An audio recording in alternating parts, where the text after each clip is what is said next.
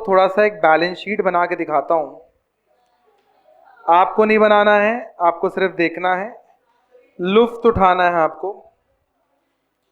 मेरे पास equity share capital है, पकड़ के चलिए 1 लाख रुपए का। मेरे पास रिडीमेबल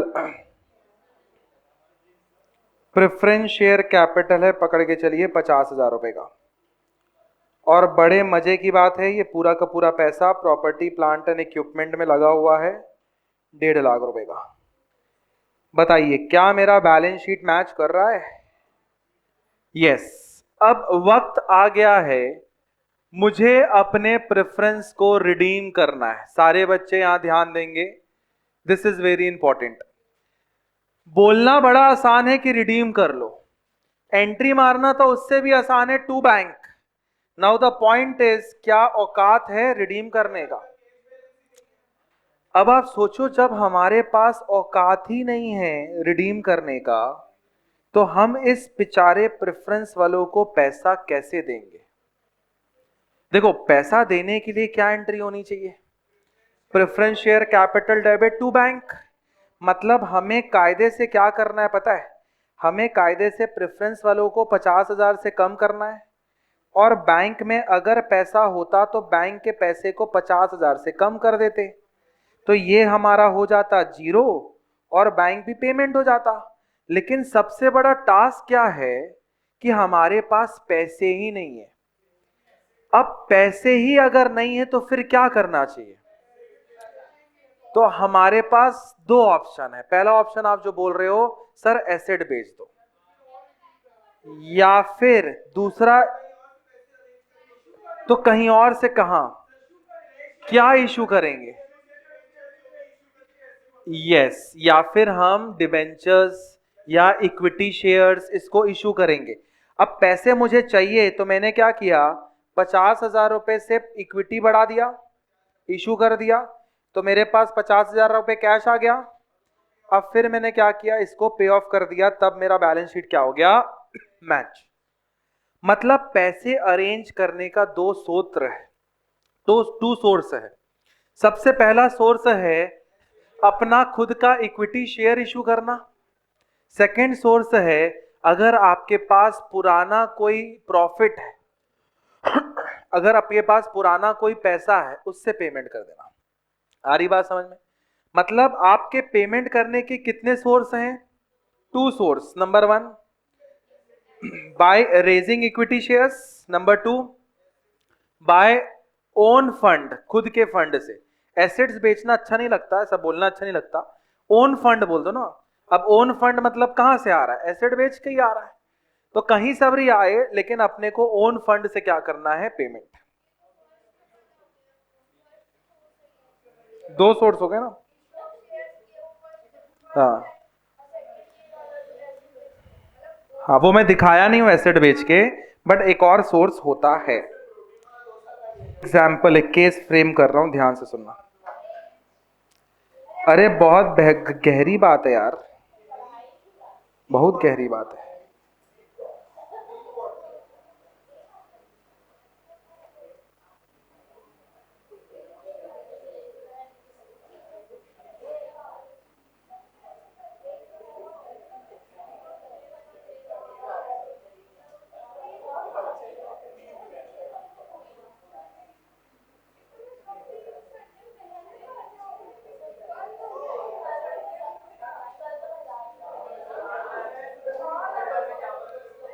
चलिए ध्यान से सुनो, अरे कॉपी नहीं, इधर ध्यान से सुनो। ये बैलेंस शीट आपको जम रहा है? देखो लाइबिलिटीज भी है इसके, लाइबिलिटी का टोटल कितना आ रहा है, 180। एसेट का टोटल कितना आ रहा है, 180। सारे लाइबिलिटी का पैसा कहीं ना कहीं एसेट्स में इन्वेस्टेड है, सारे बच्चों को जम रहा है क्वेश्चन एकदम। अगर मुझे प्रेफरेंस वालों को रिडीम करना है, तो बताओ मैं कैसे रिडीम कर सकता हूं? देखो मेरे पास बैंक में पैसा है 30,000, तो क्या मैं 30,000 खुद के पैसे से पेमेंट कर दूं? लेकिन बाकी जो शॉर्टफॉल है उसका क्या करूं बताओ? देखो नॉन करेंट एसेट्स को बेचना is not an easy task. तो अबे प्रॉफिट से कैसे पे करूंगा? वही तो प्रॉफिट से कैसे पे कर दूंगा? अगर मैं यहाँ पे प्रॉफिट को कम कर देता हूं तो मुझे कहीं ना कहीं लाइबिलिटी को तो बढ़ानी पड़ेगी, तो ये तो गड़बड़ हो जा रहा है ना केस। मेरा कहना है कि अगर मुझे प्रेफरेंस शेयर्स वालों को पेमेंट करना है, मुझे प्रेफरेंस वालों को जीरो बनाना है, तो सबसे पहले तो मैंने खुद का कैश यूज कर लिया। 30,000 से कैश गया, 30,000 से प्रेफरेंस गया। अब मेरे पास पैसा कितना बन गया? अब मेरे पास यहाँ प्रेफरेंस कितने बच गए? क्या मेरा बैलेंस शीट अभी भी मैच हो रहा है? बिल्कुल मैच हो रहा है, टनाटन। लेकिन प्रेफरेंस वालों को पूरा पैसा तो नहीं मिला ना। अब बचा हुआ 20,000 में कैसे पे करूं उनको? बहुत बढ़िया, ये जो बच्चे समझ पा रहे हैं बहुत आगे जा सकते हैं, बस इसको समझना है आपको। 20,000 रुपए से हमने अपने कैपिटल को क्या किया? बढ़ाया। उससे मेरा 20,000 रुपए से कैश बढ़ गया, और फिर मैंने 20,000 रुपए से अपने कैश को कम करके अपने प्रेफरेंस को कम कर दिया। अब मेरे पास प्रेफरेंस क्या बच गए? अब मेरे पास बैंक क्या बच गए? अब मेरे पास कैपिटल कितना हो गया? अब मेरे टोटल बैलेंस शीट का कितना बना? क्या मेरा बैलेंस शीट अभी भी मैच कर रहा है? क्या ये कॉम्बिनेशन किया जा सकता है? The answer is yes. थोड़ा सा खुद का प्रॉफिट और थोड़ा सा इक्विटी शेयर इशू करके, यस और नो? मतलब कॉम्बिनेशन कैन बी डन, मतलब आप खुद के प्रॉफिट से भी और इक्विटी शेयर रेस करके भी पेमेंट कर सकते हो। लेकिन अभी भी एक दिक्कत है। दिक्कत क्या है पता है? अब जो तिगड़मबाज शेयर होल्डर्स होंगे उन लोग बोलेंगे कि देखो यार, इसके पास ना प्रॉफिट है, इसके पास प्रॉफिट का पैसा पड़ा हुआ है, एक काम करते हैं, हम ना डिविडेंड डिक्लेयर कर देते हैं। ध्यान से सुनना मेरी बात, ध्यान से सुनना मेरी बात। शेयर होल्डर्स क्या चाहेंगे कि हम क्या डिक्लेयर कर दे? डिविडेंड। डिविडेंड जब डिक्लेयर होता है ना, तो प्रॉफिट कम होता है, करस्पॉन्डिंगली बैंक से पेमेंट होता है तो बैंक भी कम होता है। तो इन लोग क्या किए, बैंक में पैसा है नहीं, तो इन्होंने क्या किया पता है? चुपके से एसेट्स को थोड़ा सा बेच दिया।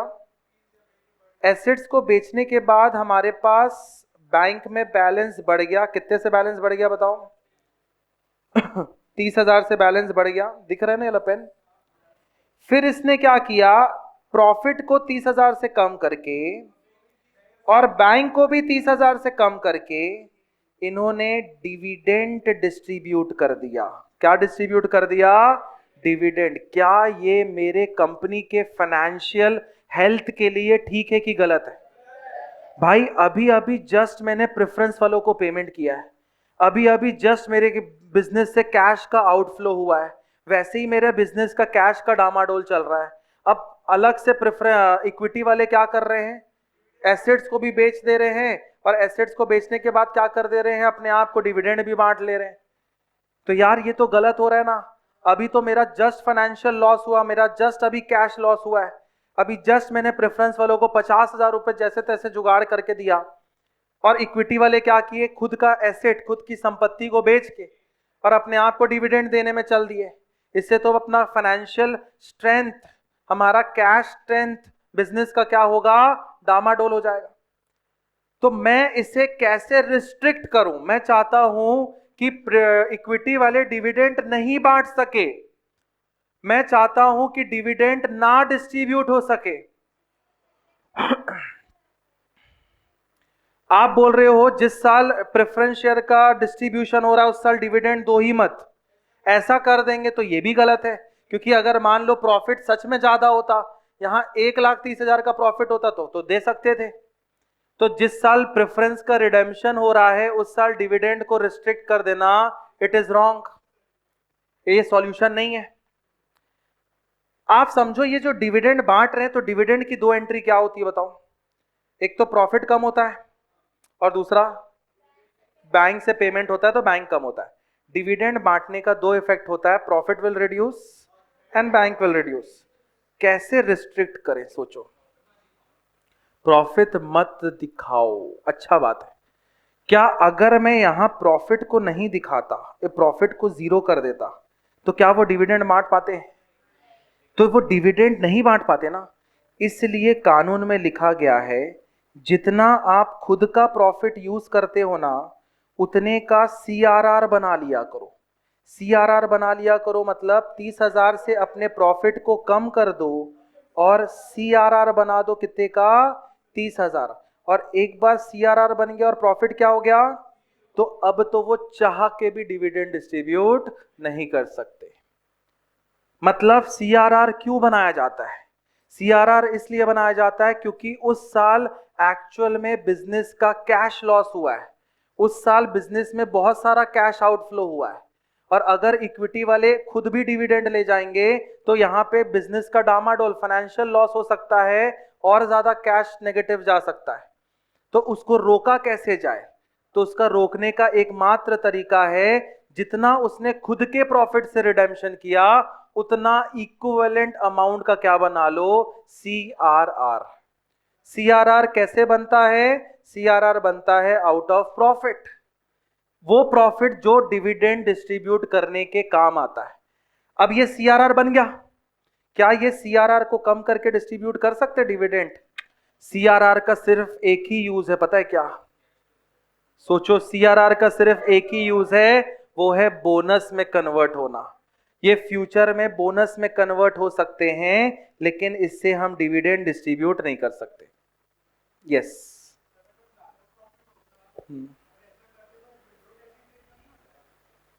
मतलब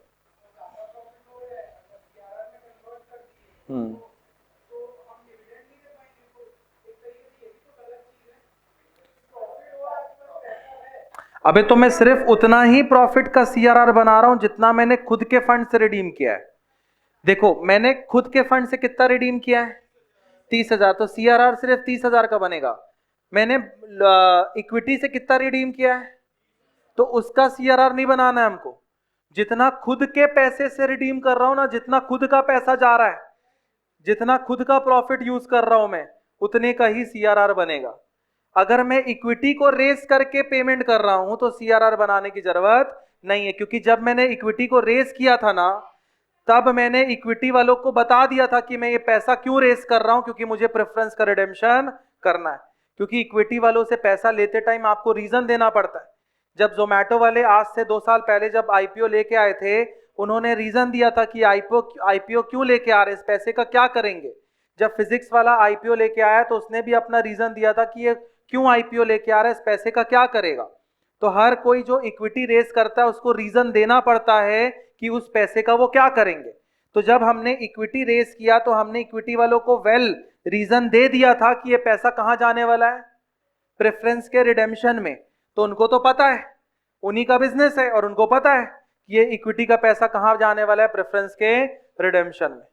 यहां तो दिक्कत वो है जो खुद का प्रॉफिट है, जो खुद का प्रॉफिट है, जो खुद का अक्यूमुलेटेड प्रॉफिट है, उसको जो मैं यूज कर ले रहा हूं, उसको कैसे सेव करूं, बाय क्रिएटिंग सीआरआर। तो सीआरआर क्रिएट करने का यही तरीका होता है। जैसे जब भी हम प्रेफरेंस को रिडीम करते हैं तब सीआरआर क्रिएट होता है, ठीक है। एक जगह और सीआरआर क्रिएट होगा, बट वो इंटर में तुम पढ़ोगे। जब हम कभी भी शेयर्स को बायबैक करते हैं तब भी सीआरआर क्रिएट करना होता है, लेकिन अभी फिलहाल प्रेफरेंस के रिडेम्पशन में सीआरआर क्रिएट करना जरूरी है। क्या हर अमाउंट में सीआरआर क्रिएट करेंगे? सिर्फ उस पे अमाउंट पे जो हमने खुद के प्रॉफिट से रिडीम किया है, और इसलिए क्रिएट करेंगे ताकि शेयर होल्डर्स डिविडेंड ना बांट ले और वैसे ही डामाडोल चल रहा है स्थिति, और डामाडोल ना हो जाए, धंधा बंद करने की नौबत ना आ जाए, ठीक है। तो थोड़ा सा राइटअप लिखेंगे सीआरआर में, फिर छुट्टी गिन के